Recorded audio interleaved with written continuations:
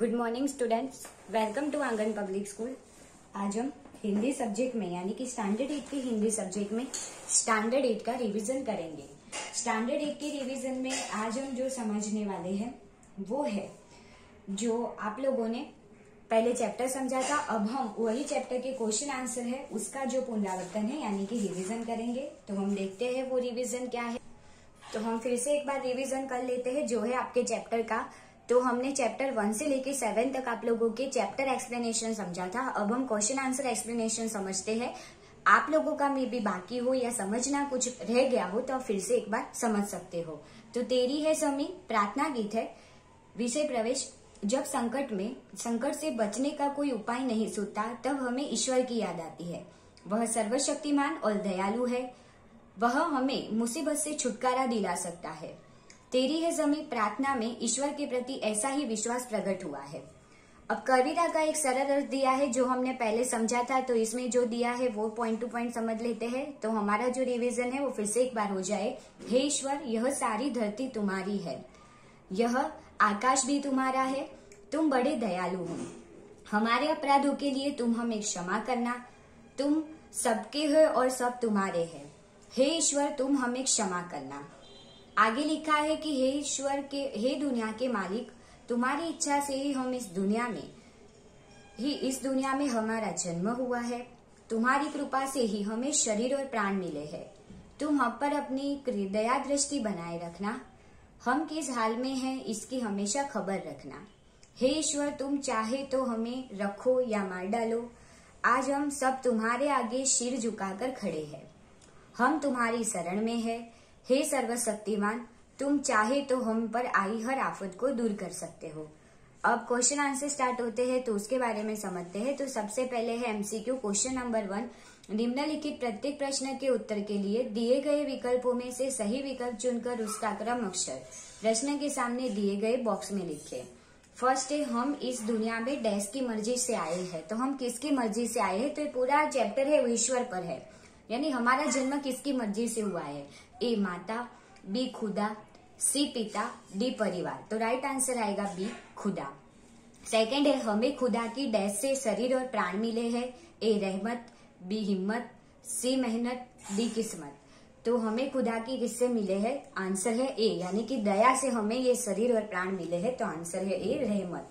कवि चाहता है कि खुदा हम सब पर अपनी डैश रखे। ए खबर, बी नजर, सी डगर, डी दुआ। तो कवि क्या चाहता है कि खुदा हम सब पर अपनी क्या रखे? तो आंसर है बी नजर। खुदा चाहे तो हर डैश को टाल सकता है। किसे टाल सकता है? मन्नत, बी आफत, सी दावत, डी किस्मत। तो आंसर है बी आफत। नेक्स्ट है, कोष्टक में से उचित शब्द चुनकर रिक्त स्थानों की पूर्ति कीजिए। फर्स्ट, तू है बड़ा डैश तू बख्शिश कर। तो आंसर आएगा मेहरबान। हम किस हाल में है इसकी तुम डैश रखना। तो आंसर है खबर रखना। थर्ड है, तू चाहे तो डैश रखे। तो आएगा हमें। तेरे आगे झुका के डैश हम खड़े हैं। तो आंसर है सर झुकाकर हम खड़े हैं। ब्रीफ एमसीक्यू यानी कि सही वाक्यांश चुनकर विधानों को पूर्ण कीजिए। फर्स्ट है, ईश्वर हमारे सारे गुनाहों को माफ कर देता है क्योंकि। तो हमारे गुनाहों को वह अपने गुनाह मान लेता है।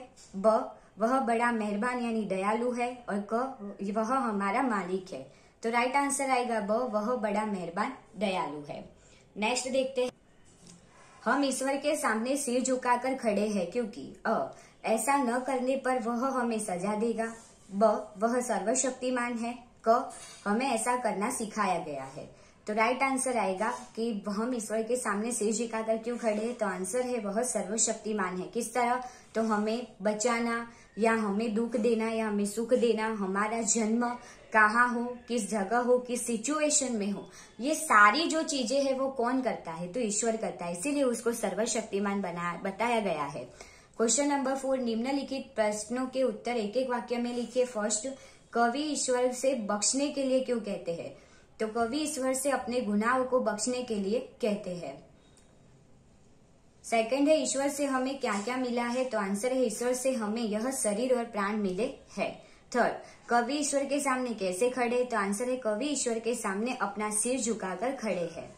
नेक्स्ट है ईश्वर हर आफत को क्यों टाल सकता है? तो ईश्वर हर आफत को टाल सकता है क्योंकि वह सबसे बड़ी ताकत वाला, या तो आप लिख सकते हो कि वह सर्वशक्तिमान है।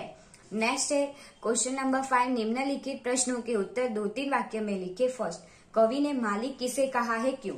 तो आंसर है कवि ने ईश्वर को मालिक कहा है क्योंकि यह धरती और आकाश उसी के है, उसी ने यह सारी दुनिया बनाई है। सेकंड है आप भगवान से क्या प्रार्थना करते हैं? तो आंसर है हम भगवान से यह प्रार्थना करते हैं कि वे लोगों पर अपनी कृपा दृष्टि बनाए रखे, लोग किस हालत में हैं उसकी वे हमेशा खबर लेते रहे। नेक्स्ट है भिन्न भिन्न धर्म के लोग प्रार्थना करने के लिए कहाँ कहाँ जाते हैं? भिन्न भिन्न यानी अलग अलग धर्म के लोगों का अलग अलग पूजा स्थान होता है, तो वो कहाँ जाते हैं?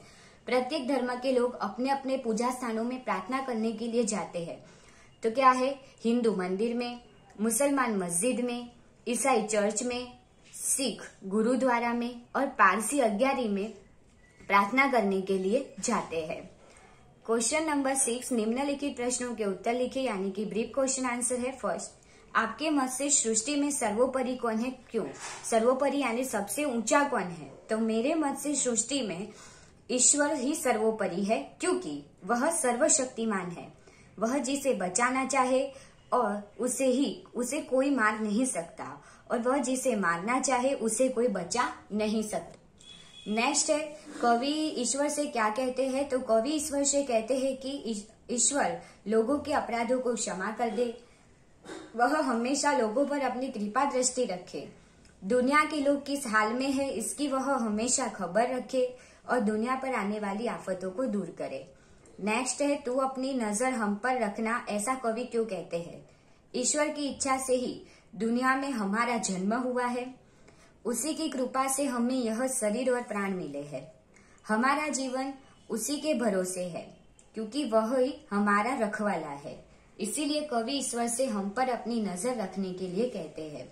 4 नंबर, कवि किसे सबसे ताकत वाला मानते हैं, क्यों? तो आंसर है कवि ईश्वर को सबसे ताकत वाला मानते हैं। ईश्वर सर्वशक्तिमान है, वह सब कुछ कर सकता है, वह जिसे चाहे उसे जीवन दे सकता है और जिसका चाहे उसका जीवन ले सकता है। नेक्स्ट है 5 नंबर, कवि खुदा से क्या कहना चाहते हैं? तो देखते हैं कवि खुदा से कहना चाहते हैं कि वह सर्वशक्तिमान और दयालु है। खुदा यानी ईश्वर से क्या कहना चाहते हैं? वह सभी लोग ईश्वर की, हम सभी लोग ईश्वर के सामने सिर झुकाकर खड़े हैं, वह हम सब पर अपनी कृपा दृष्टि बनाए रखे और लोगों पर आई विपत्ति यानी मुसीबत को दूर करता रहे। क्वेश्चन नंबर 7 है जो आप लोगों ने पहले ही समझ लिया था कि इसमें क्या करना है, ओमिट करना है, यानी कि वो हमारे लिए इम्पोर्टेंट नहीं है। नेक्स्ट है निम्नलिखित शब्दों के वचन परिवर्तन कीजिए। तो प्लूरल हो तो सिंगुलर फॉर्म और सिंगुलर हो तो प्लूरल फॉर्म में करना है। नदी तो नदियां, तो आप लोग देख सकते हो कि इसमें बड़ी की मात्रा थी तो छोटी की मात्रा हो गई। किताब तो किताबें, दरवाजे तो बहुवचन है तो उसका एक वचन होगा दरवाजा, कला कलाए, कौआ कौए, धातुए तो धातु, सड़के तो सड़क, कुत्ता तो कुत्ते, कमरा तो कमरे, आंख यानी आंखें, महिला तो महिलाए और मछली तो मछलियां, तो इसमें भी मात्रा चेंज हो गई। लको बड़ी की मात्रा थी तो छोटी की मात्रा हो गई। निम्नलिखित उपसर्गों के योग में से 3 शब्द बनाए, यानी कि आपको जो दिया है उसके 3-3 शब्द बनाने हैं। फर्स्ट है चौ तो चौराहा, चौमासा और चौपाई। बिन तो बिन बात, बिन ब्याह और बिन कहे। पर तो परदेश, परलोक, परदादा। अन तो आएगा, सॉरी अन नहीं है उसमें अध है तो अधमरा, अधजला और अध लिखा। निम्नलिखित शब्द के प्रयुक्त प्रत्यय ढूंढिए। तो मनुष्यता तो मनुष्य प्लस ता यानी ता उसका प्रत्यय है। धनवान तो धन प्लस वान यानी व्यान उसका प्रत्यय है। रसोईया तो रसोई प्लस ईया तो ईया है उसका प्रत्यय है। इकहरा तो इक प्लस हरा हरा प्रत्यय है। धोखेबाज तो धोखा प्लस बाज तो बाज उसका प्रत्यय है और बलवती तो बलवत प्लस ई यानी ई प्रत्यय है। वचन बदलकर वाक्य फिर से लिखिए। फर्स्ट, मैंने कविता लिखी तो आएगा हमने कविताएं लिखी। सेकंड है यह मेरी किताब है तो आएगा ये मेरी किताबें हैं। इसे लड्डू दे दो तो इसे की जगह आएगा इन्हें लड्डू दे दो। तो ये था आप लोगों का चैप्टर 1 जिसके बारे में समझा। नेक्स्ट लेक्चर में नेक्स्ट जो चैप्टर आएगा उसके बारे में हम रिवीजन करेंगे।